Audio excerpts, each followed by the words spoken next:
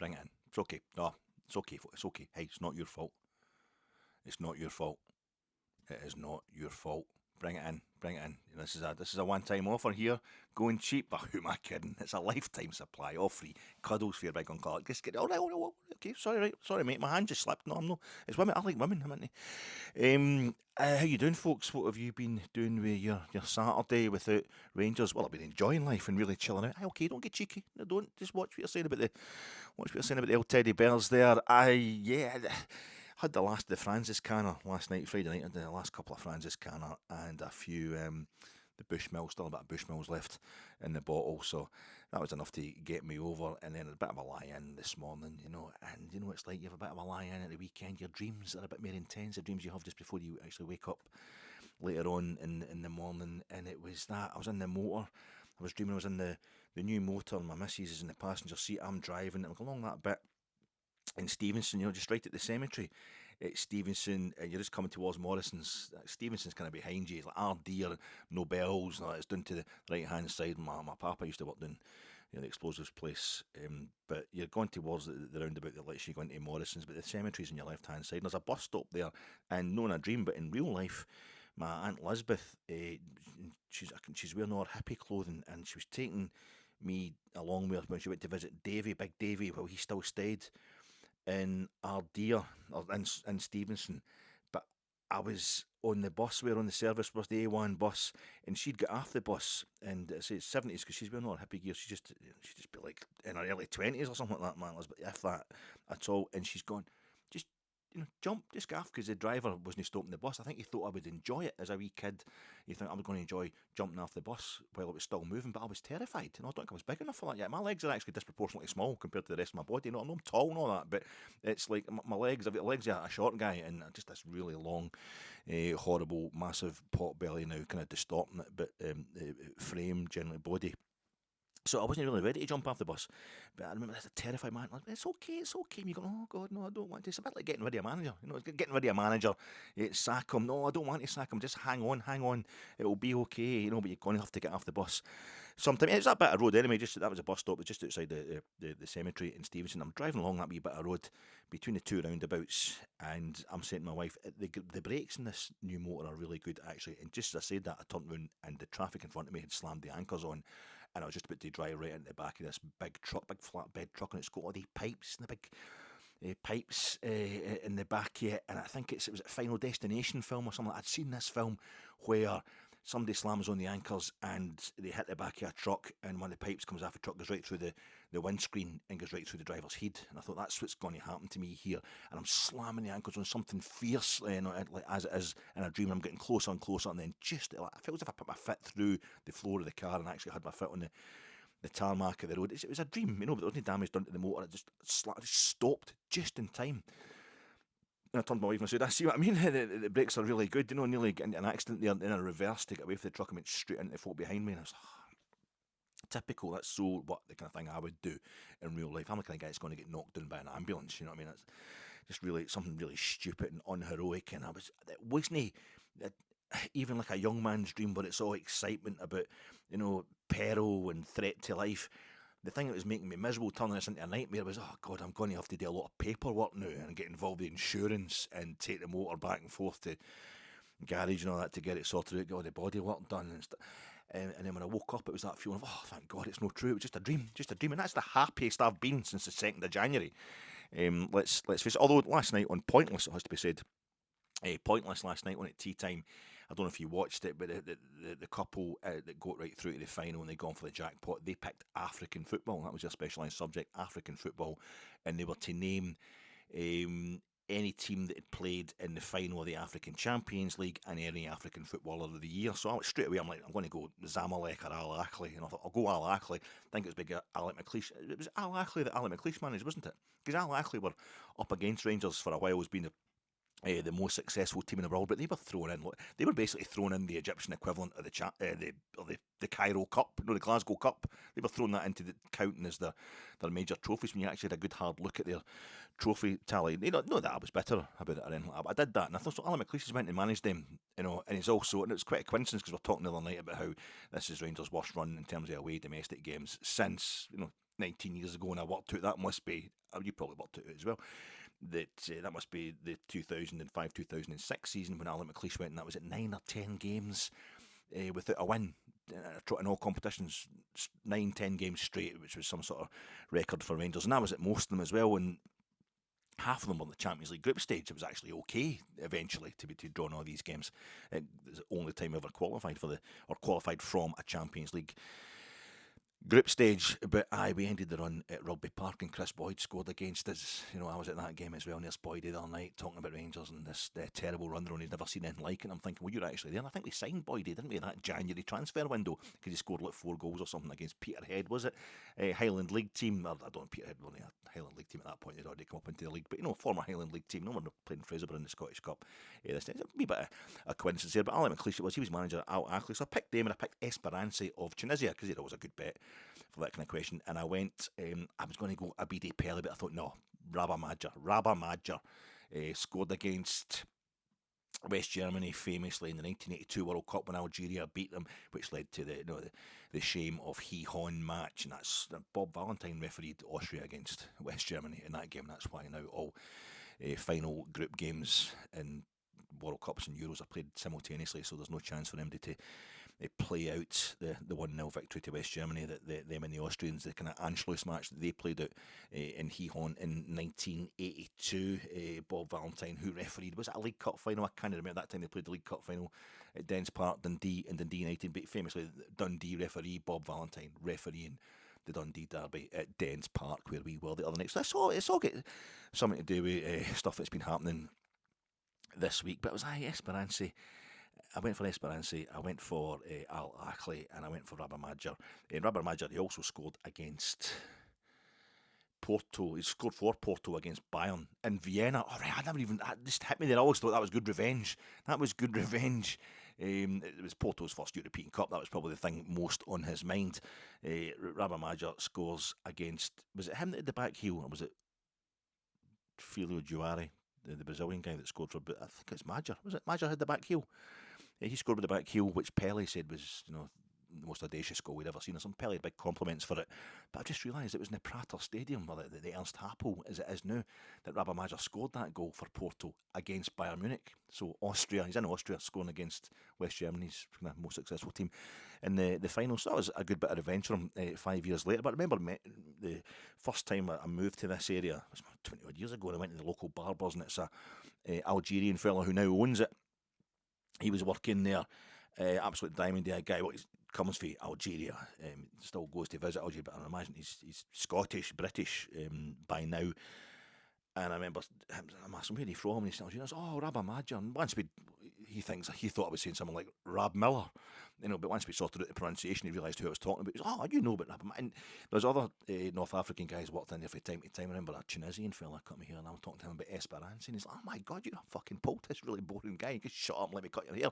But he's got to make out that he's really impressed by my really basic knowledge. Somebody who read World Soccer in the 90s. Oh, I can remember one team's name. Very good. But I thought that was, so the guy ended up, Al Ackley was, no, that wasn't a pointless answer. Folk had said that. But I got Esperance was right, because it didn't mention it on the show, but it said everybody else that's won it.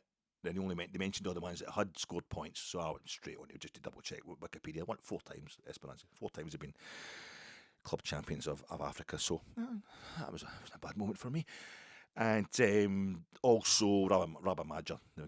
They mentioned all the guys that had won it. That were that scored points. Didier Drogba and all that, and George Weah. But it was Rabah Madjer, wasn't he? It was pointless. It was a pointless answer. I got 2 pointless out of 3, so that was quite good. Sometimes it's nice to pick up as many points as only getting 1 point out of 3 is it's a bit touchy. But it was a weird thing because Esperance playing a kind of black, yellow, and red thing going. It's very Partick Thistle. I think quite a Partick Thistle, quite Mechelen.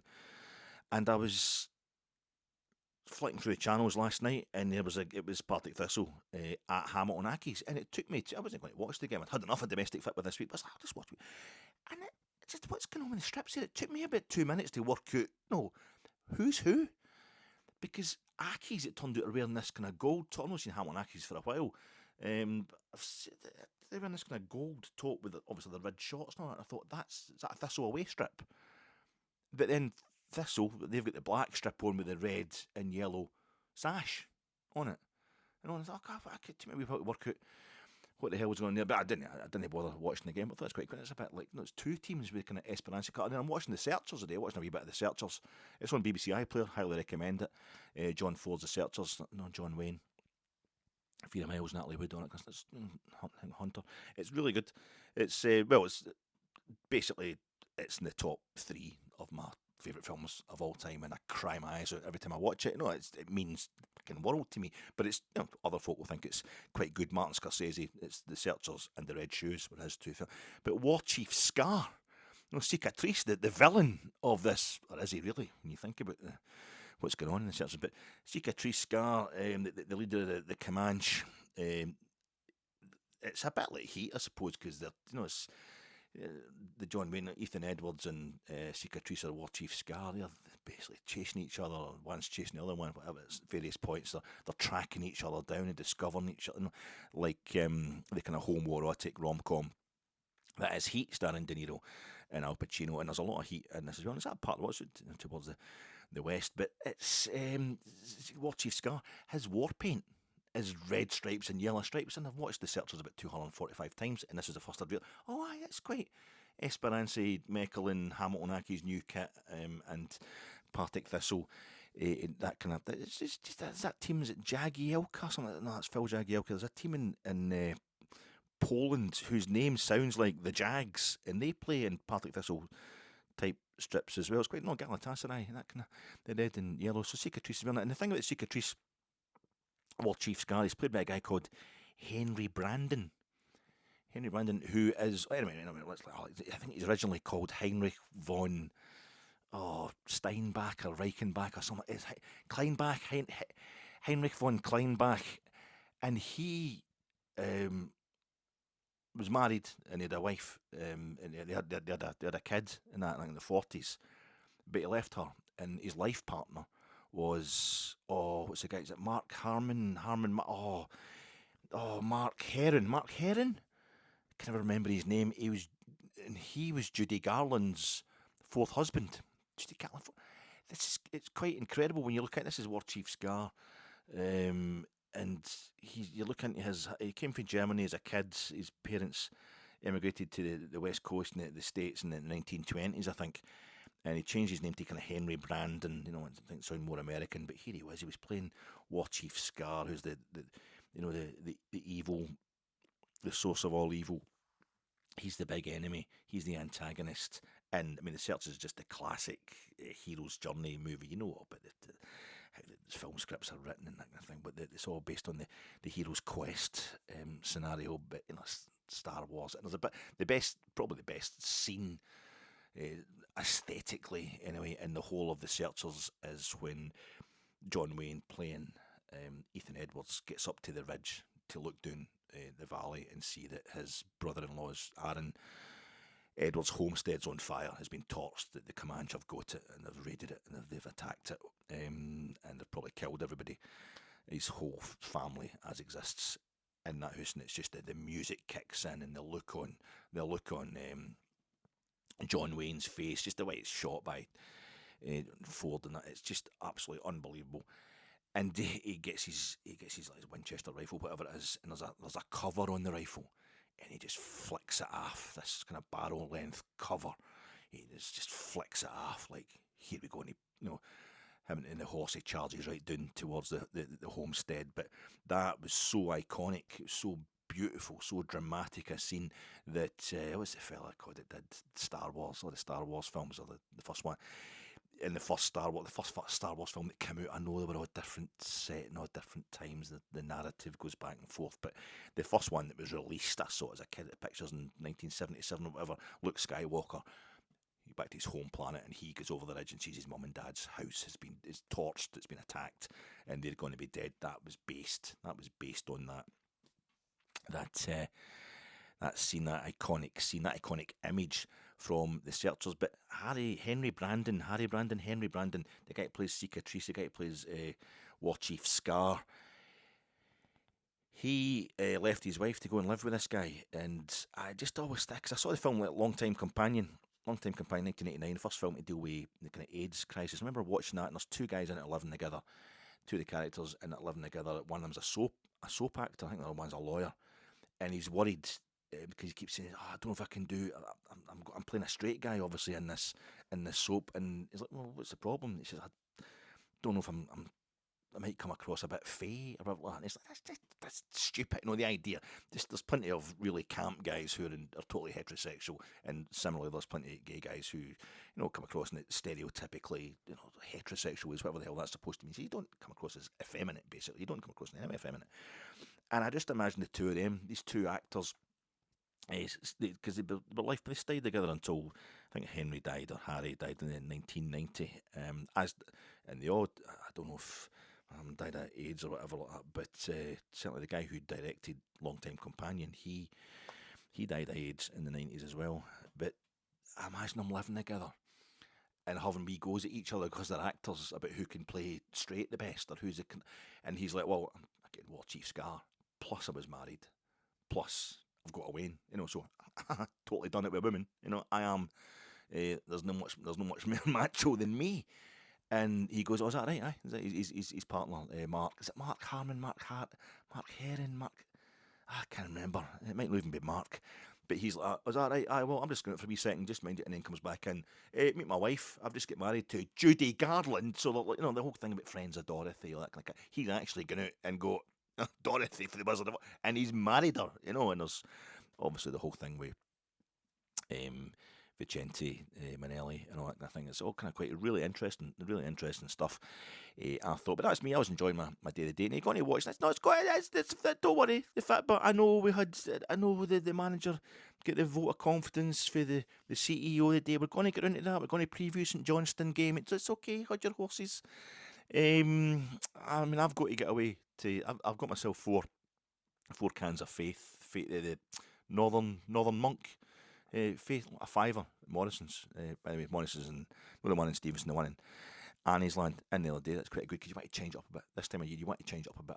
I must have had 24 Franciscan across the whole festive period, but I've gone for Franciscan monks making beer to this Northern Monk making the hazy IPA. It's got to be a hazy IPA, hasn't it? With a citrus infusion. I hate myself, but I've just got to that point. I need that kind of stuff. The taste buds have just been devastated with the amount of tenants I've had in my 20s and 30s. So I need to get on stuff like that. The kind of woolly folk singer type beer. But when I go to the Franciscan Monk Vice beer, that's £2.50 a bottle, but I was treating myself festive period. And I went into Morrison's. It's on the bottom shelf, which is practically the floor, basically, in the drink section. And it's only like 2 bottles wide, the Franciscaner bit, but it's about 12 deep. And I'm not. But if you're somebody who drinks Weiss beer regularly, you probably have everything else that goes along with it. The sauerkraut and all that, crisps and things.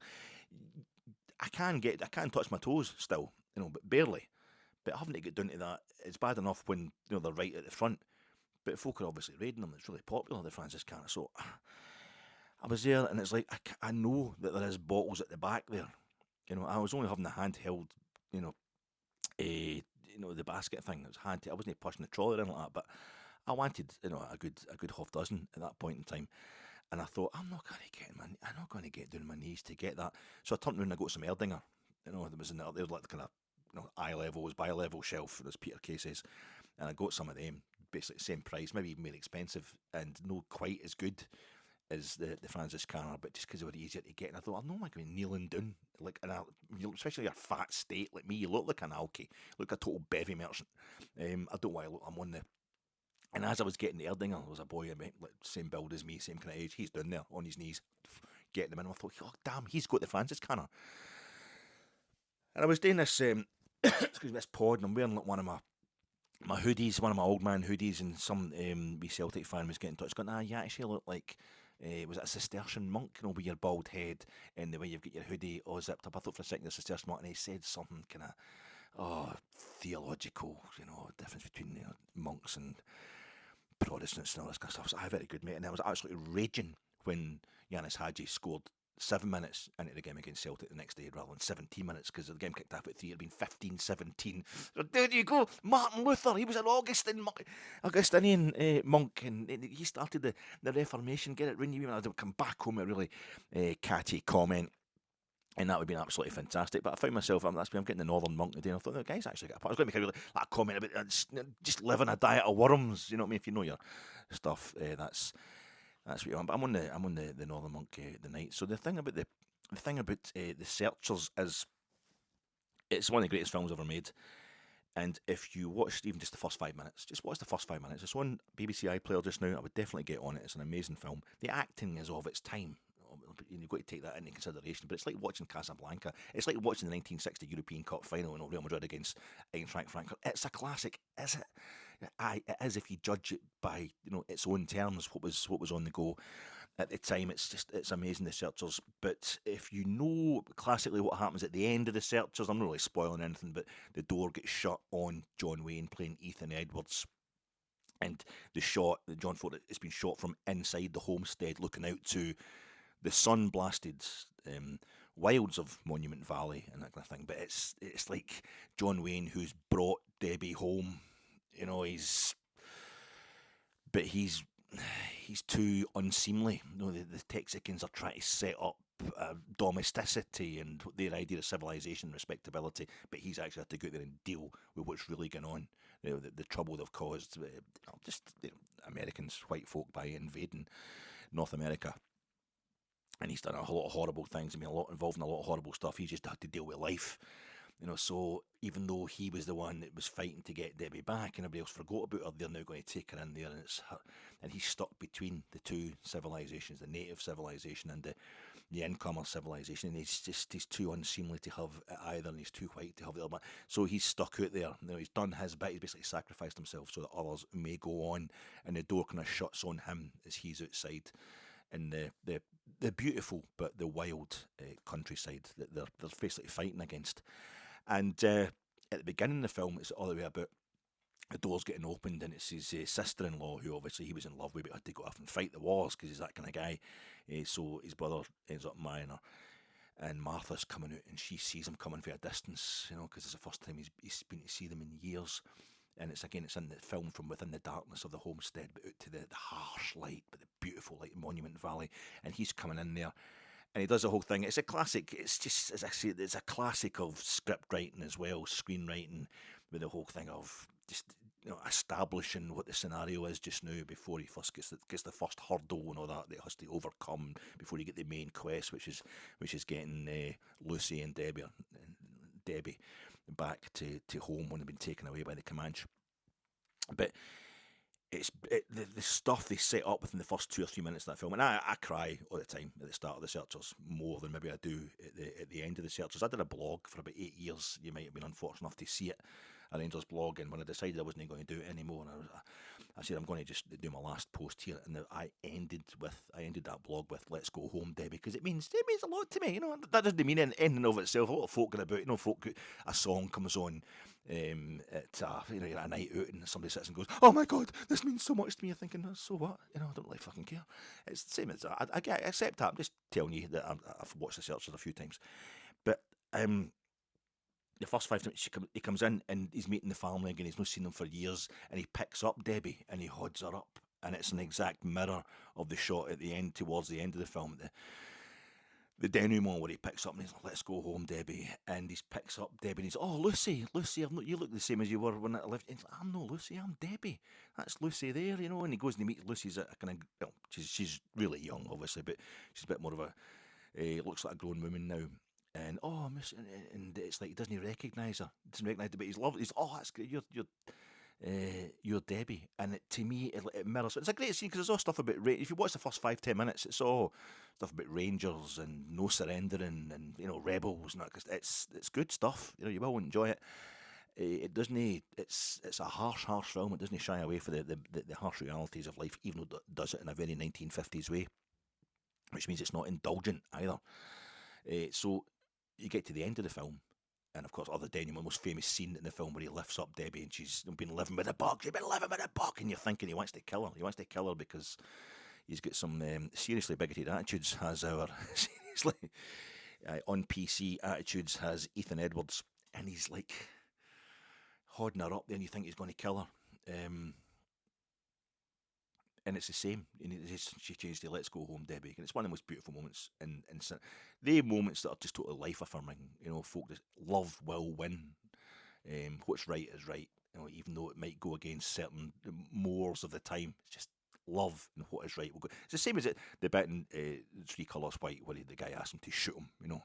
I might kill myself, but I can't pull the trigger. Can you shoot me? Aye, all right. And the way that scene plays out for me, that always makes me cry. That's one of the most life-affirming scenes of all time. Just when you think death's going to come in, and he picks up Debbie, and it's the same thing as when he meets her. Obviously, it's beautifully mirrored by that's deliberate. Obviously, it mirrors what happened at the beginning of the film, and he just goes, "Let's go home, Debbie." And it's for the second time in the film, he completely changes as he picks her up. It changes for him who she is. He thinks she's Lucy when she's a wee girl, and he picks her up at the beginning of the film, and here he thinks she's just a savage, and a shame on his family name, and he realises it's still just Debbie, So he's gone from not knowing she's Debbie to really realising she's Debbie across these two shots, and there's the horrors that happen in between time are just it's amazing, an amazing film, but it's really, really unpleasant stuff that's dealt with. But there's an integrity to it. Stuff goes wrong. See it through to the end, is what I'm trying to say. And I think the problem for us has been we don't see it through to the end. And the end of this season, just keep a manager. The last time we had a manager for the entire season at Rangers, we won the league. Now it's not all about that. That's not the thing. And I know everybody's thinking, well, if he's not the right manager, if we keep him for the whole season, he's going to destroy us. That's maybe already been done. Just let's keep him to the end of the season. And that's why when Michael Stewart, who, all over the entertainment section on Twitter, Patrick Stewart. Michael Stewart was all over the Twitter last night as well for the polo neck he was wearing, which was getting slagged something. No, it was absolutely tremendous stuff on there. While he was watching Hamilton Accies against Partick Thistle. But Patrick Stewart, it was all, I think the rest of the world's going, oh my God, what's happened to the actor Patrick Stewart? Captain Picard or whatever he is in Star Trek. It's Rangers' new CEO has come to the fore, and we've got the old dreaded vote of confidence, as we've all got to call it as old school football fans. When the board comes out and backs you, you're usually just a wee while away from a sacking. I wanted this. I wanted us to keep Clement. I wanted to keep him to the end of the season. Now that's like everything else I say here. Assuming makes an ass out of you and me both. There's assumptions packed into that, built into that statement. Same situation, best part of 2 decades ago with Paul Le Guen, the man who followed Alec McLeish into Ibrox. A francophone foreign manager who likes to, shave his balding head. I was very much like, stick with the same thing. We're going to have to change. We're trying to not spend as much money because there wasn't as much money going around as it got towards the financial crisis of 2008. So we're going to cut back, and we're going to find a way to win domestically and in Europe, as we have been doing. Well, find a way to win in Europe. That was still a challenge for us back then. But to win at home on a budget and getting this French manager in, a bit of guru, we'll take on his continental ways. It's a bit of a cheat code, if you like. And I was like, no, I don't worry about the fact that we've drawn at home with Celtic. We lost at Parkhead, first 2 Old Firm games, didn't win either of them. That's fine. We can deal with that. Performances aren't great, but come on. He's falling out with Barry Ferrer because, no, come on, we've got to see this through. But we get put out of the League Cup at home by a lower league team. It was St Johnstone. St Johnstone at Ibrox, funnily enough. And I remember coming out of that game shaking. I was shaking. I was meeting. I was going away somewhere on holiday or something. I was given my season ticket to my pal Ewan, and I arranged to meet him after the game. And so it was me and somebody, and then meeting Ewan and somebody. And I remember just standing going, "That's a sacking offence." And I worked with you, and you tell me every day to calm down about Le Guen. I was like, but that's we'll get put out the Scottish, we'll get put out the League Cup. I'd never seen us put out a competition by a lower league team in my entire life, and it was shattering, absolutely shattering. And I was like, this is unbelievable. And St Johnstone do shattering things to us every now and then to kind of make up for the fact that we've got such a long winning record against them generally. So I'm not saying if we're to lose to Fraser in the cup, if we get beat tomorrow, if we don't beat St Johnstone, that's the kind of stuff. Obviously, if Clement starts losing his amazing home record this season, where he's only dropped 2 points, there's only one game he hasn't won at home domestically as Rangers manager, then yeah, he's got to go. I'm assuming we're going to continue with doing enough on certain fronts, but I think, and as the CEO was saying today, I don't think it's been on Rangers TV. I think that's something. I've not seen any footage of this presser, but he's met the press. I don't know if there's been an agreement that it won't be filmed, or maybe that's getting released later on. I don't know. There's stuff that's always held back, embargoed for various press. For various parts of the media. I don't know if that's been the case here, or it's been like, I'll only make a statement if there's no cameras, if it's not filmed. But he's met the press, Patrick Stewart, and he's given it the old vote of confidence. And I think it has stymied the revolt. There's basically a revolt going on, whether you agree with it or not. The Rangers supporters wanting the RSA, I mean, the Republic of South Africa, just making a statement against a Belgian. Well, that's a bunch of Dutch, but the Afrikaans, basically Dutch, and probably the Congo, Belgian Congo, they're probably jealous of that. There's a lot of bitterness. So they made a statement. The RSA, the Rangers Supporters Association, 7,000 strong, that's nearly the whole of the Brimley. They made a statement against, saying that the manager's got to go. They think, telling Rangers, they've got to get rid of the manager, and a lot of the directors, the long-term directors, have got to look at themselves. And I think in that, there is also there's a lot of stuff going about just now about the board. People thinking, right, they know they can't just blame the manager. They know there's legacy problems there at Rangers just now. So there's this, you hear people saying that the board have got to look at themselves, but the board can't look at themselves because the board haven't been there we've not had a CEO for 6 months. It was a 6-month period without a CEO. The chairman, who was pretty new to the job himself, because he had to step it, he's had to stand down because he's ill. So we're getting a CEO in at the same time as we're getting a new chairman in, and we're changing the entire nature of the board as well, with the non-executive stuff. And we've got a new chairman in, Niels Coppin, get pushed up to becoming a technical director. There's various other, I don't think there's been MD directors with enough power to really take control. They've been trying to, we had John Gilligan coming back temporarily as a kind of temporary interim chairman. I don't even think there's been enough going on with the board that can nail down enough people to say, right, let's get rid of them. It's definitely their fault. I think that's why I've not believed, or I've thought a lot of the railing and rancour about the performances. Totally acceptable. It's totally acceptable that we rail against it, and there's a lot of rancour because Rangers only winning 1 game out of 5 in the league is terrible. Rangers unable to win for 4 straight away games. Particularly when we've not been going to Pittodrie, or not been going to Parkhead, the toughest of places. It's been the kind of venues where we do not bad traditionally. That's unacceptable. It can't go on like that. I totally get that. But I think a lot of the railing and that has been like, I think we kind of know, deep down we know we're going to have to be patient.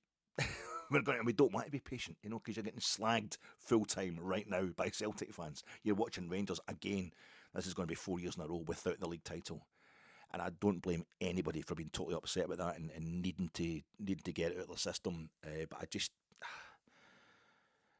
as the new CEO himself said today, sacking the manager is not a silver bullet. I was sitting outside. It was, it's a bad day when you're going for a walk, when you're cheering yourself up by going for a walk through a lunatic asylum and a cancer ward. It's down at the Garton Naval. There's over the other side of the Bingham's Pond, you've got the Beatson, and then it's Garton Naval. It was the factoid, the wee boards that they've got dotted about. There's a walkway and all that. It's meant for the public as well. It's got the history of Garton Naval, and it opened as a lunatic asylum, and it's this amazing building. It's really gothic. And it's a lovely walk around there, and it was the low winter sun, and I hadn't been out for properly the day before, and here I was just catching a wee bit of late sun because it was been so sunny. That's why it's so cold, so freezing.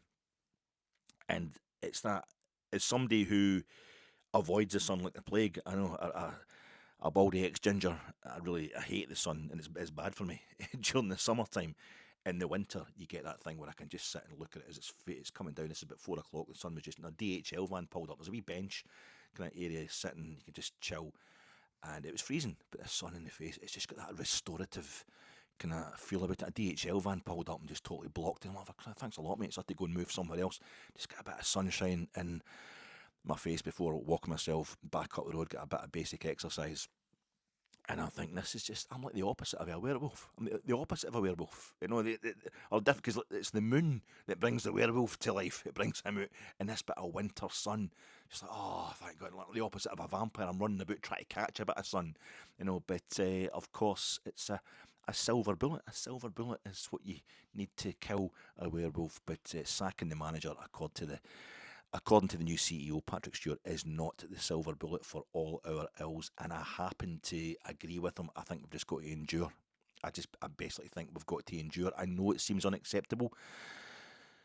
I do my usual thing with my podcast all day, the snagging list for the last podcast. I kept saying A11. I was talking about the A11 a lot during that, but it was the A811, the A811, if you like, was the road that I was talking about a lot. I also mentioned quite rightly that Rangers had 76.6% possession in that one each draw at Dens Park, while registering our lowest XG of the season was at 0.73%, and right there, and then you have the crux of the problem that hasn't just been Philippe Clement that's faced that. I'm talking about Steven Gerrard being the last guy to win his league. He had that problem even during the season in which we won the league. You know, drawn at Livingston, drawn at Motherwell, drawn at Hamilton Accies, drawn at Easter Road, because they're defending so deep against us. The more you've got the ball, you kind of get it's really weird. But I was talking about how Rangers had 76.6% possession, and as far as I was concerned, that meant Dundee must have had 33.4% possession. Arithmetic, not a strong point. Not a strong point. Another thing I did was I lost the plot a wee bit. I lose the plot generally. These pods are all just me losing the plot. But I did a whole thing about how much Chris Sutton was pissing me off. I can't stand him. No, which is exactly what Chris Sutton wants, and it's my fault, as people have been pointing out, as I'm always pointing out to everybody else. Don't listen to these clowns.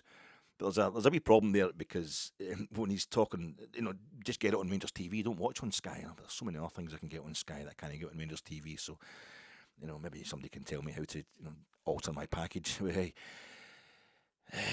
But I lost it with Sutton because that I have to listen to him and Chris Boyd, which it's a pantomime act. It's just there to antagonise. As I say, it's for people. It's more like aimed at tourists, people who don't really enjoy football, and I don't blame any Rangers supporter for not enjoying that game at Dens Park the other day. But it's not football for its own sake. They need the off-field, the banter, the pantomime. When it's always the same, when it's always so antagonistic, when it's always so painful, then it's no genuine. It's just anyway.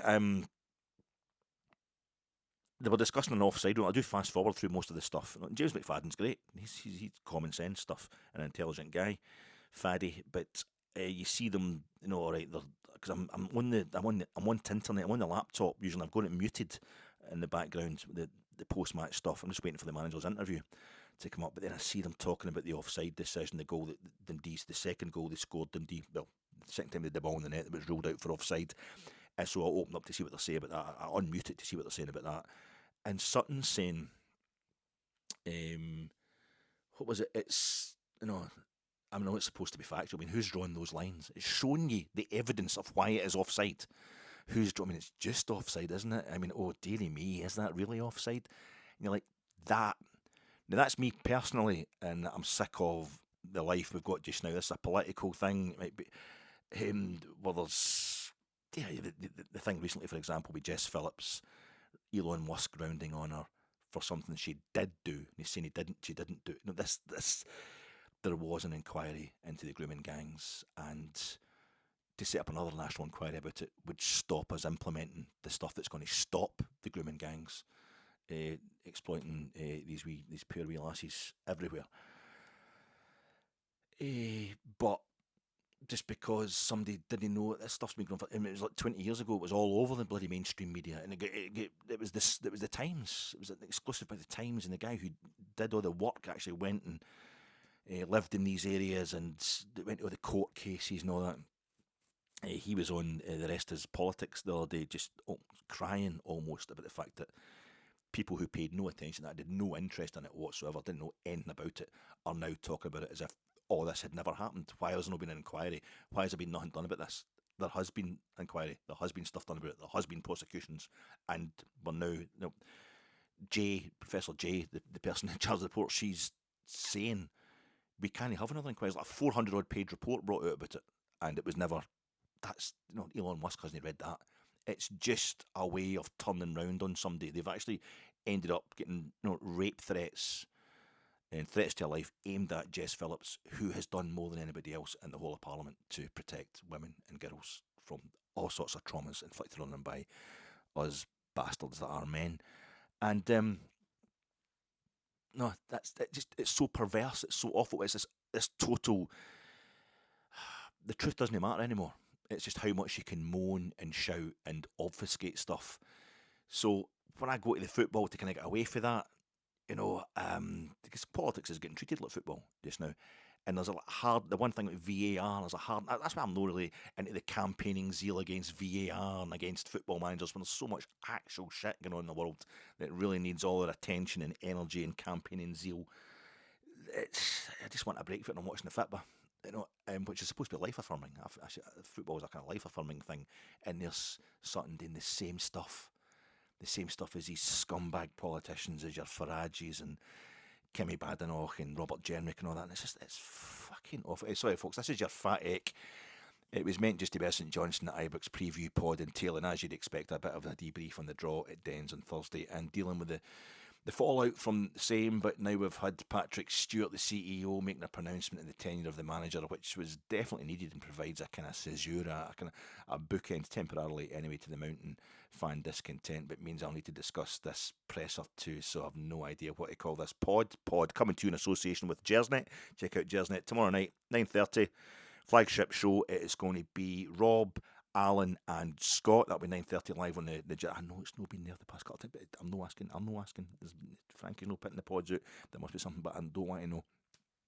But that will definitely be tomorrow night, 9:30 Sunday. Check that out. They'll be obviously discussing the St Johnstone game and what's going on with today's announcement from Patrick Stewart about the future of the manager, coming to association with Gersnet. And also, that's another thing I got wrong the other night, the half-size Dalek thing. I'm coming to an association with that magazine that's selling you a bit of a Dalek every week. I was sponsored by the other night as well, in a post-match reaction after the Dundee game, and I got that. It's not a half-size Dalek. It's a full. It's a 1:2 scale Dalek.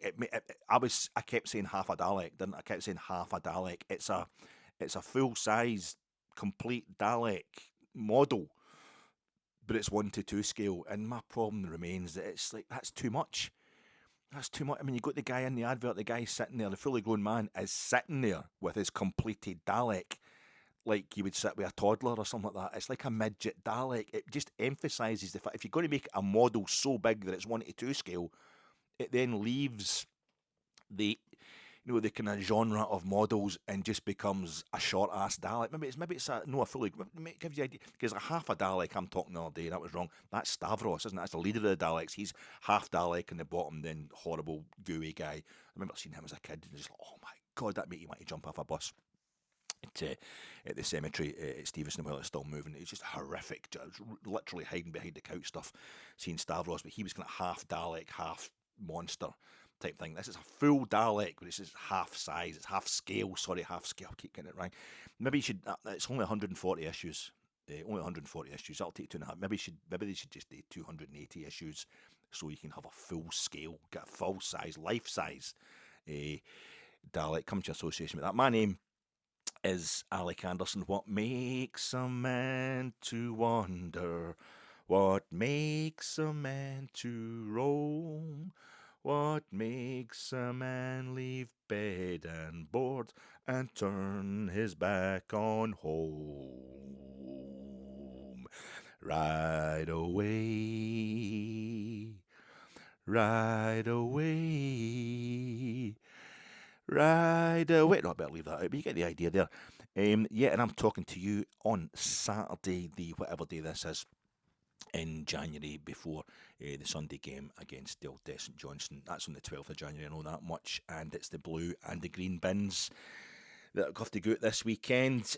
But Philippe Clement will not be sacked in the immediate term. There was no guarantees, and I thought the statements coming out from the CEO today were quite good. Patrick Stewart saying that sacking the manager not a silver bullet, but there's no guarantees. There's no cast iron guarantees, no silver bullets, cast iron guarantees. What a brass neck. But are we still going for gold? I really need to think about it. There was no cast iron guarantee that he's going to have the job to the end of the season. It was dependent on results, obviously going forward, but it always is dependent on results, isn't it? But neither was he saying that Philippe Clement has to win a certain amount of games between now and the end of the season to guarantee that he keeps his job. So really, it's one of those things that's kept everybody happy. It's the manager's getting a kind of public rap on the knuckles, but he's also getting a wee bit of backing as well. So it's kept everybody equally miserable, which is the same thing. Because I think something was needed, as I say, in the Supporters Association, the way the players were getting abused and the manager was getting abused, getting off the park the other night, the look of terror on those players' faces. I'm watching it on Sky, so my opinion doesn't count as much as the people who are actually going to the games home and away are going away as well. But I think it was Igaman and Diamandi just like looking at them as if, Dad, no, I don't, I can't, I'm going to know, you get up there and you say hello and focusing out, and then Clement sleeks up, he goes straight up the tunnel to the side of them, but you can't really at Dens Park because you've got the away supporters right surrounding the tunnel, the tunnel, iconic tunnel at Dens Park. Well, it was when it was the ramp, but they've changed it to steps now. That health and safety has gone mad. He going up there does not get you away from the away support. It takes you into the body of the Kirk, and the Kirk was not happy with Philippe Clement the other night. I think it needed doing. I think a lot of it was when there's nothing, as John Bennett was saying earlier this season, about abhorring a vacuum. Well, I think that's what's happened with the Rangers support. They just want an acknowledgement from the club that the club knows things are bad, and I think that is mainly the only imaginable way, the only imaginable form that will take is sacking the manager. So for the new CEO to come out and have his second kind of big step up, he had his public unveiling on Rangers TV, a kind of curated little presser there on Rangers TV, and then without appearing in public, but he's making public statements about the VAR horror during the League Cup final and extra time in the League Cup final, and then today the big one for any CEO, straight into it. Was it middle? It was the day before. It was the day after the League Cup final that he actually took the job, and that's him. Even a month later, he's having to do the vote of confidence for the manager. But it's a vote of confidence with caveats. So I think it should suit everybody. And yeah, I think it's the whole thing with Sutton the other day. I was losing it on the pod, and focusing. Don't take the guy serious, and I don't really. But I also have to know what Sutton and Boyd are telling. I don't want to pick Chris Boyd in with Chris Sutton. It's not the same, and I don't just mean it from a bias point of view. It pains me to see Chris Boyd having to pretend to take Chris Sutton's questions as if they need an answer. Sutton's not asking questions that he wants an answer to. He's just sitting there playing to the galleries, winding up the Celtic support. And me being upset by it also encourages Sky, because you think that's the same as, it's making me want to cancel Sky. It's no, Chris Sutton's sinister. And I don't mean like in a threatening way. I find just the way he sees life really sinister. It's there's something wrong with the guy. It's really unpleasant, deeply unpleasant. It's no nice to watch. It's unsettling. Television, and setting up a scenario where people are supposed to be having a conversation and then not letting them have a conversation, not letting them make a point, baiting each other constantly. I see Chris Boyd trying to play up to it. It's not his game at all. Doesn't suit him. And then sometimes he's got to kind of make what he's taking Sutton's. Well, Chris, I actually think that I'll answer that question. He doesn't want an answer to the question. And I think also I have to lose it at something, because one of the other things I singularly failed to mention, is the snagging list continues on the pod the other day, the post-match reaction pod the other day, was that we're 15 points behind Celtic. It's now 18 points. We're 15 points behind Celtic after that game. I kind of missed that out, and I did put a bit of emphasis on the fact we were 7 points ahead of the new firm. Well, that's now only 4 points, because Celtic and Dundee United both winning today. So yeah, it's bad. It's pretty bad, and I think that has moved it. For me. It subtly kind of moved the dial of emphasis from we can't sack Clement to we can't sack another manager mid-season. You know, not necessarily Philippe Clement I'm backing. It's just the idea that we can't keep sacking managers mid-season. And as I say, we can assume that if we go to the Scottish Cup to Fraserburgh, or if we lose to Aberdeen on Wednesday, again, the threat of third place looming rears its ugly head again, depending on what Aberdeen do tomorrow. Then we really have to. It would really have to worry that the manager has completely lost it. I don't think we're at that point. I recognise it. I recognise when we're at the point the manager has to go. We saw it with Clement. With Michael Beale losing at home to Aberdeen, and we saw it with. We did see it with Giovanni van Bronckhorst, and again it was a draw with St Johnstone, who are coming to Ibrox tomorrow. But I've still have my reservations about the Gio sack. It was getting to the point they were doing the, 74 balls into the St Johnstone box and getting one goal from it, kind of thing. It was. You just think something's gone here. Something has definitely gone.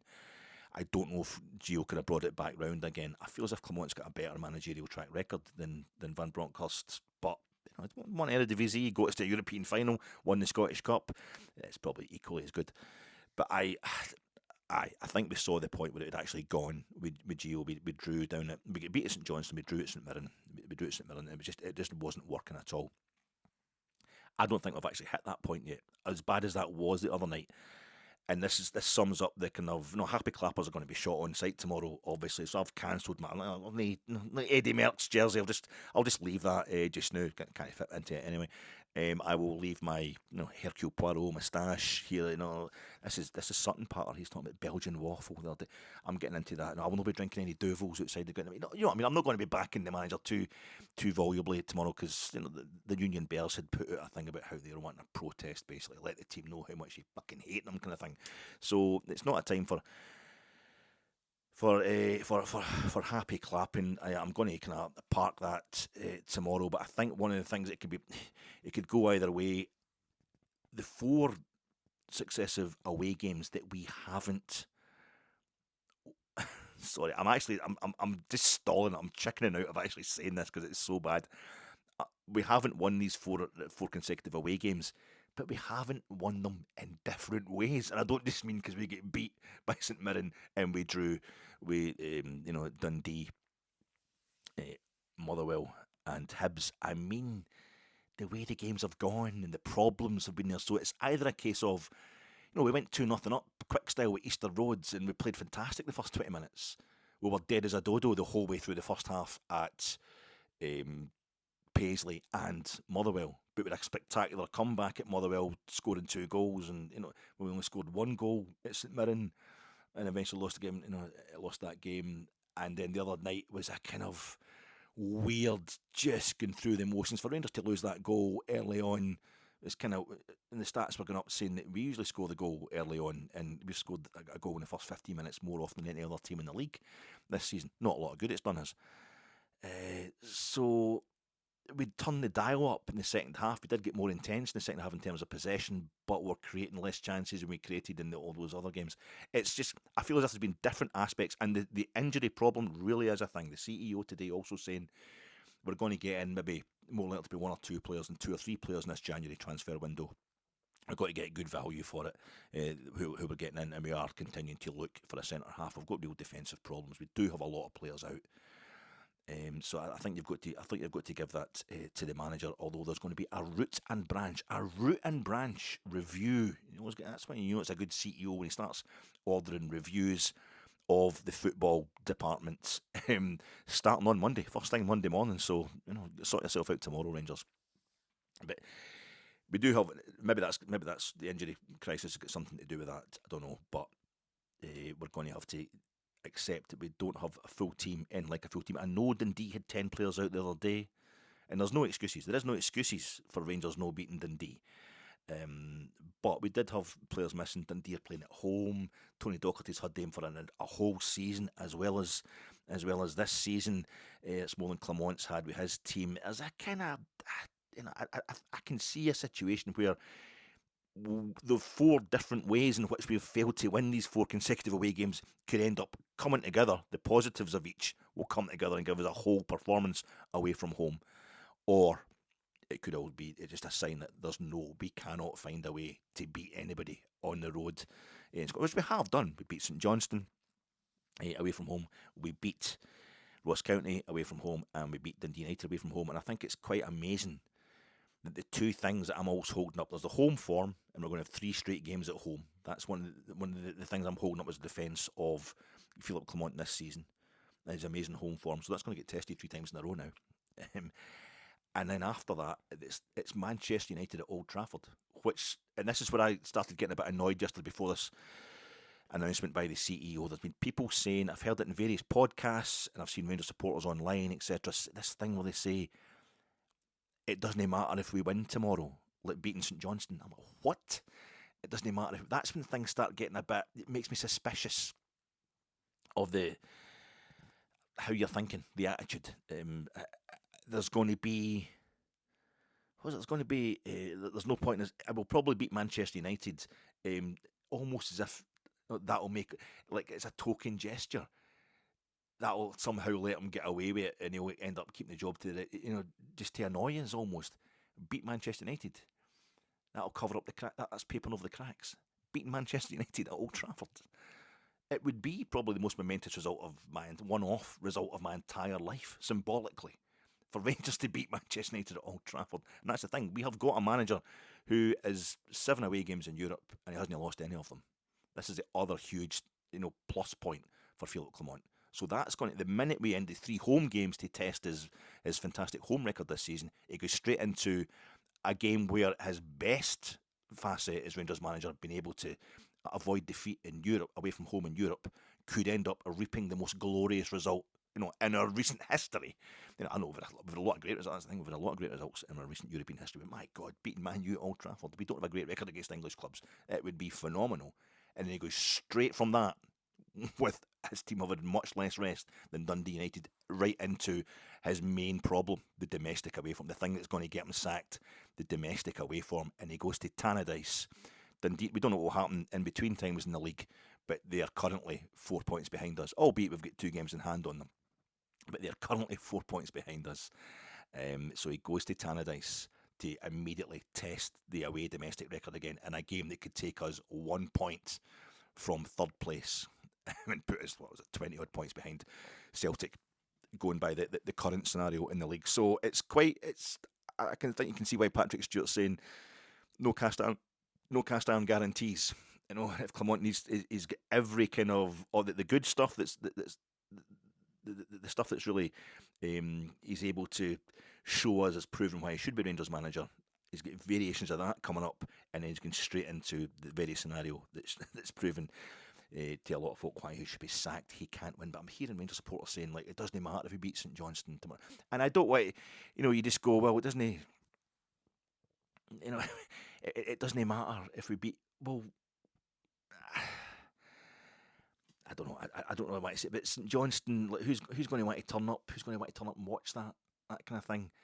And you feel, well, did you know watches in the second, third, and fourth tier of Scottish football, and who we've got a game against? Just randomly, generally speaking, we're playing in the top flight. We've got a game in the top flight against St Johnstone, whereas we used to play Stranraer and Queen's Park in the bottom tier. And that, does that that seems quite recent to me. It's like no, that's you can't use that as an excuse. Well, how about if I said we might end up back in the lower tiers, the lower leagues, if we persist in sacking every manager who gets caught in the kind of undertow of our financial implosion of 2012? Well, no, that's going too far the other way, isn't it? That's going too far the other way. That's doom mongering. So let's just keep ourselves here. 18 points from happiness, 4 points from disaster, moaning about every victory as well as every defeat, as well as every game that's coming up, and just basically getting to the point where we're saying, what's the point if we win a match? What's the point if we win games? What's the point of going to see us against St Johnstone? What's the point if we beat Manchester United? It's too far. That is too far. We're dealing with horrors. We're dealing with horrors like Ethan Edwards in The Searchers, but we need to keep a bit of integrity. We need to start kind of remembering what it's all about, and that's the thing for me. I'm not trying to keep a clinical, more objective eye on the Clement and all Rangers managers, because I'm not that bothered. It's because I'm more bothered than most. You know, I would imagine when it comes to any kind of competition about who loves Rangers the most, I'm up there with. I'm probably the top 1,000 or something like that. But I deeply, I would hope you would know how much I deeply care about Rangers. I want us to scorch the earth, a Scottish football. I want to do it, War Chief Scar, Cicatrice does to Aaron Edwards' homestead, a bit of revenge for killing his sons and all that. But the expression "keep your powder dry" can, in fact, I think, be applied more to the Rangers support than many people give us credit for. It's only when the Billy Boys comes out these days. The last few years, I think, I remember scoring late on against Queen's Park and Hampden in the fourth tier, a late winner, and the Billy Boys come out after it. It's not. It's a song of hate. It's a horrible song, obviously, because the lyrics and what have you. But it's an expression of backed up anger, and it doesn't come out. It won't come out tomorrow. The team won't come out to the Billy Boys at Ibrox. They'll come out to total apathy, I would imagine. But it's when we take lead against Celtic, or we have been 2 goals down to somebody, we come back to be winning 3-2. That's when the Billy Boys comes out. It's a kind of fuck you. It's like that moment of Tamuri Kitsbaya scoring for Newcastle off the bench when he'd been kept on the bench by Ken Douglas, and his celebration of the goal was to kick the living shit out of the advertising hoardings because he was so much pent up anger was coming out in his celebration. And I think that's why the Billy Boys comes out, because we want to go. I want us to win 5 straight trebles and Celtic to go out of business, but that's not going to happen. That isn't going to happen. And certainly Celtic aren't going to go out of business, because the one thing we should know about what happened with us is they're too big to. Celtic will never go out of business. They're too big to go out of business. But I think if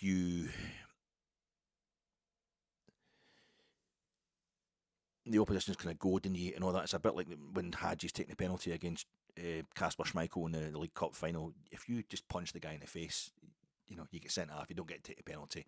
You lose the game, or we lost it anyway. But you give the guy what he wants. You need to keep your. Once you score the penalty, then you can go for it. Once Martin Pauly has killed Scar, then you can scalp him. That kind of thing. You need to keep your powder dry until the moment.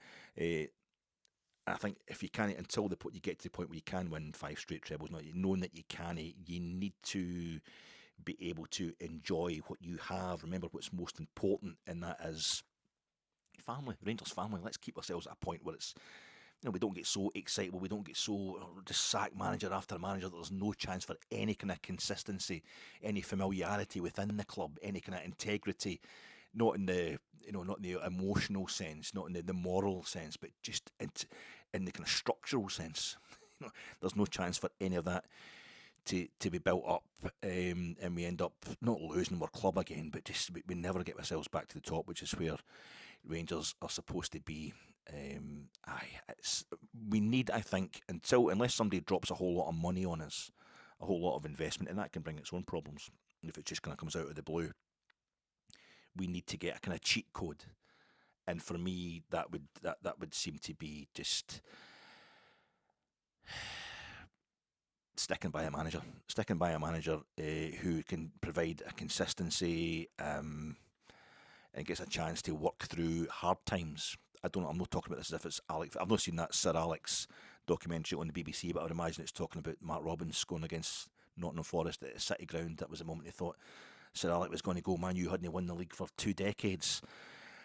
But they stuck by him, and it's because he knew what he was doing. It doesn't necessarily mean that he's a man for the job. Clement just giving him patience for patience' sake. But I don't know that sacking him gets us any closer to getting back to winning and retaining league titles. We could get some money in, we could get a new manager in, and he might win as a league title. But is he going to win multiple league titles? Is the success going to come too quickly? If we get it, you need to get a kind of a base level in there, and that starts by just having the same people at the club. But building the board around the manager just now, and I think it's the least he deserves to get to the end of the season. I know why everybody's worried as well. We're looking at Celtic, it's legacy stuff. We want to get back to being, building up a legacy of winning trophies as opposed to what we've been doing, fits and starts over the last 10 years. Celtic are now on basically, 13 of the last 14 league titles. Will be their 13th of the last 14 league titles. But even then, I mean, it's not good enough for it. It's going to be horrific. But Celtic, they won the league in 1938, and they didn't win it again until 1966. So they won it once. They won it once between 1938 and 1966. Now you had the 4 or 5 years of the war, or 5, 6 years of the war, Second World War, and then they won the double. I think in 1954 with Jockstein as a captain. They don't win the league again until 66 when Jockstein's the manager, and that sets. And that, I remember talking to older Rangers fans who, this is in the 2000s, talking to older Rangers fans who still regarded Celtic as kind of a pain in the arse upstart who got lucky in the European Cup. Now, they reached another European Cup final and they got to semi-finals another couple of times. They obviously weren't lucky, but it's so part of their upbringing that Celtic they went all these decades, Celtic, without, they had a flash in the pan title win in 1954, and that was it for the best part of 30 years. And I'm not saying Rangers we could survive a full 30 years without winning, one league title in 30 years, but we will come back. It will be okay. We'll get there eventually. We have to find out the way that we're going to come back. And for me, it's by sticking by this manager. I think there's a lot of people just now are so busy, a lot of genuine just Rangers fans totally upset at the fact the team's not good enough for what we want to be. I totally get that, but I also think there's a lot of people so busy trying to showcase their standards that we end up, we all end up having a shit night. I remember I used to work in these jobs where the women in the these women that I worked with, it was years ago. It was when you would set up like a Christmas night out, and it'd be the restaurant. Where we're going to go, we'll get them to fax us a menu, and they'd sit and look at the menu and go, oh no, I don't like that. Oh no, I couldn't eat that. Oh no, that's too. And it was like, that's fine, but just the main thing is we all get out and we have a good laugh and we get together, and you'd end up going to the night out and they'd be so, oh, the service was terrible. Oh, that was a bit cold. Oh, that wasn't. And you're like, I know, but we're all together having a drink, having a laugh and all that. And I think there's kind of, you get to the point you end up spoiling the night for everybody else. And it's you're spoiling it as much as any kind of no lack of service or the team not being good enough. Walking away, yep, that's what's now been, I think, borderline advocated, indirectly by Chris Boyd and all these people that keep saying the fans will eventually just, they'll vote with their feet. They won't go to the games anymore and all that. I was there I'll play the old man card. I was there in the early to mid 80s when it was, you're getting crowds of 6,000 and stuff like that for league games. Then we might be getting back towards that tomorrow as a kind of protest, but we're a long way from that, and we've been there before, and we come back bigger than ever. And I think we're just a little bit of forward planning, a little bit of patience away from getting ourselves back on track. We've already scalped Celtic 3-0. If they're the best team in the country, then it's just about establishing ourselves on the rest of what it takes to get through a whole league season without us doing the Sir Alec versus Kevin Keegan thing. That's the thing. The Chris Sutton part of it, I'm kind of losing my rag with him or whatever. No, that MD cares what I think, but I think there's this idea that keep cool, don't let them wind you up. In the most famous instance of that, again, I've not seen the Sir Alex documentary. I don't know if there's a retreatment of this or that he talks about this, but the whole thing with Kevin Keegan, I would love it if we beat them. It was because Ferguson was slandering other opposition players. He didn't know it's a bit of mind games and that's classic, but he was saying that Blackburn Rovers, Alan Shearer wouldn't try against Newcastle the last day of the season, and of course that sets up a scenario where, they'll try even harder to prove that. So therefore, he's inspired the opponents of the team that are challenging him for the league title, challenging his team for the league title.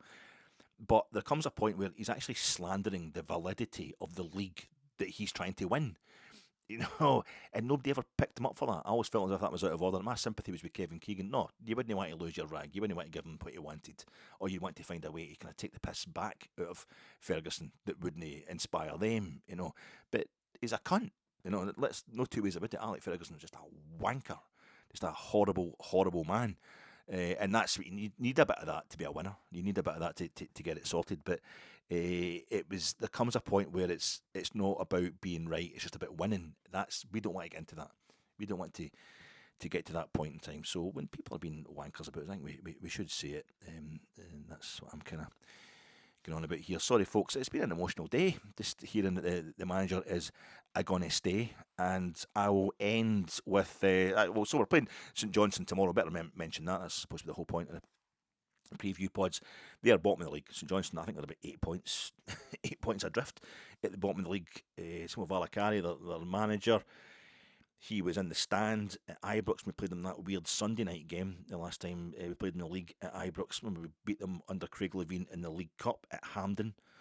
This season it was a home game for us, even though that was our third. We played 3 games in the League Cup. That's going to be some sort of pub quiz question. Rangers playing 3 games at Hampden in the League Cup on different rounds in the one season. But Craig Levein had to go because it wasn't happening for him in the league. Valakari came in. He was in the stand. He hadn't officially taken over the night. We beat them 2-0.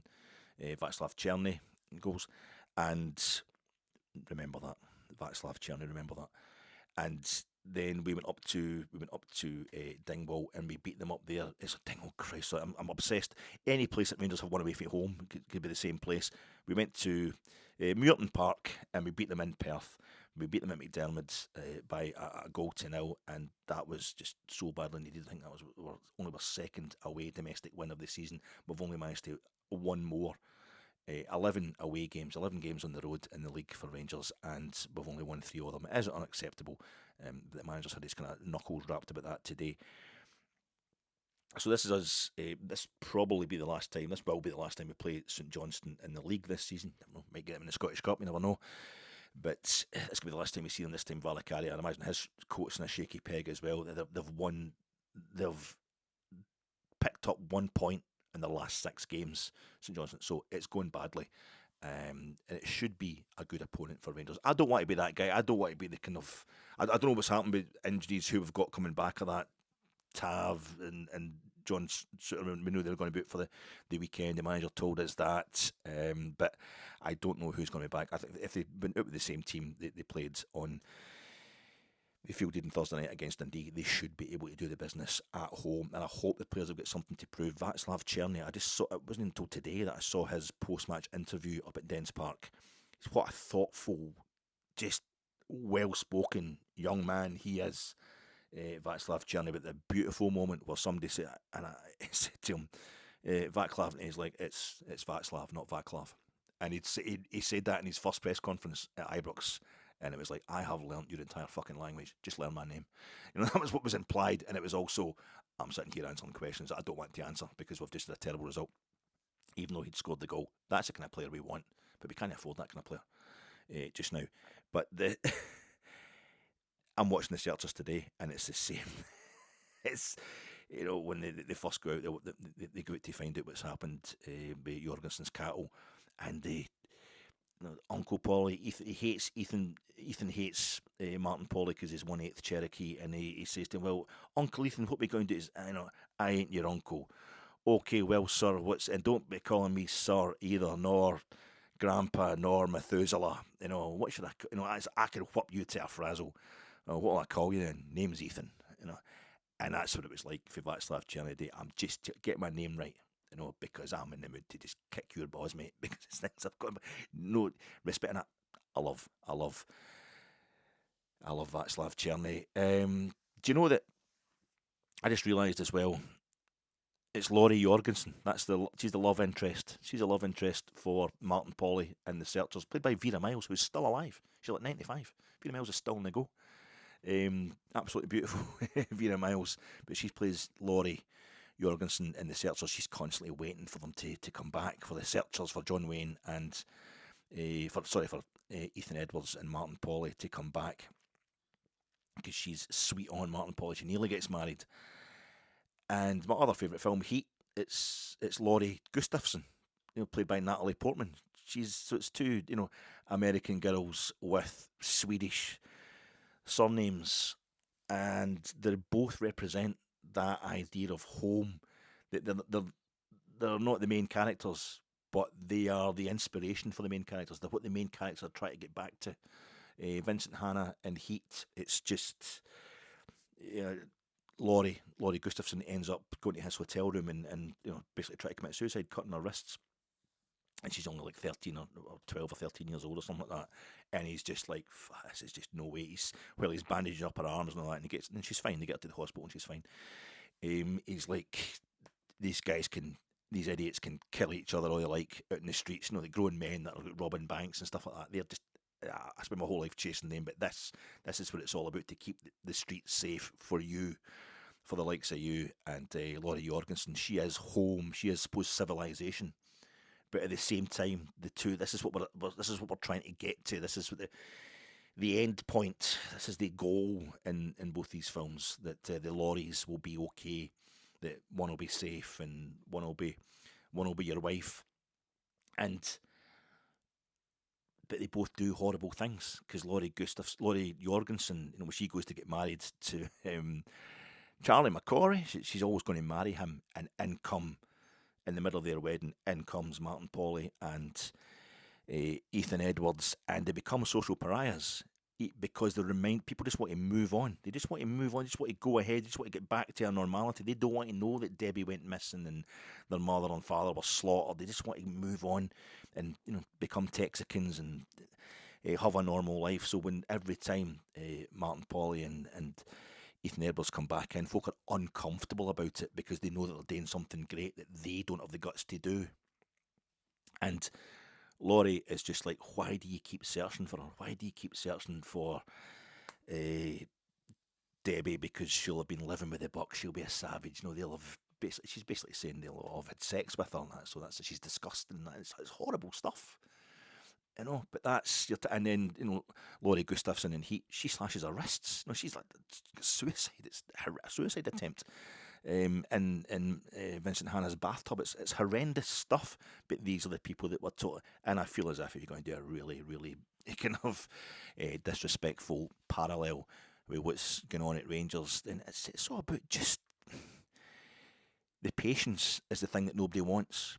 Patience is the thing that nobody wants to face up to. Saying that we should stick by a manager, saying that we're going to have to, go 4 straight away games without a win to eventually get to a point, to get through this thing that we got to be able to get through this point that we got to with Giovanni Van Bronckhorst.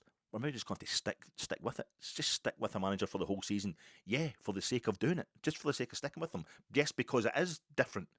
Just try and break the cycle. We talk about the tactics that Philippe Clement is using all the time, and playing the same formation, and everybody throws up that the definition of insanity, according to Albert Einstein, was trying the same thing repeatedly and expecting different results. But we don't apply that to the fact that we keep sacking managers mid-season, but we expect to get difference. We expect that to work. That might make me like the guy who, Jenny Lane for Warrant, the guy who wrote Sweet Cherry Pie. Just, why did I do that? Why did I stick by Philippe Clement? There's plenty of folk sticking by Philippe Clement, but to be a bit happy clappy, to be deemed a happy clapper, to be deemed the guy who, nobody else, that's embarrassing to have done that. Maybe, Clement's going to get beat tomorrow and gets put out of Scottish Cup by Fraser, and it'll be an absolute nightmare. And I'm persona non grata or whatever in the Anderson household. I'm that already. But I think there's a chance that we need to face up to this, or have a moan. Obviously, we want to get back to civilization. We want to get back to Rangers winning the league title. We don't want to be fucking 18 points behind Celtic. But also realise this is what we've got to do. Maybe this is the dirty work that we've got to do, the horrible stuff that we've got to do to get us to that point, is to stick by a manager who isn't winning as often as we need him to. I'm sorry, folks. This is going. And yet, I'm kind of saying I'm John Wayne. John Wayne is big leggy, if not broad shoulders in my case. But I'm going to have my fun. This is before I've even started to have my drink. I'm obviously going to need it to shut up. It's been an emotional week, and hopefully the Gers can turn up tomorrow and put on a bit of a display for us. They can knock in a couple of goals, and hopefully we can see that players are as wound up by all the abuse they've been getting as I was. Is that it? Yeah, that's more than enough, Alec. Thanks, folks.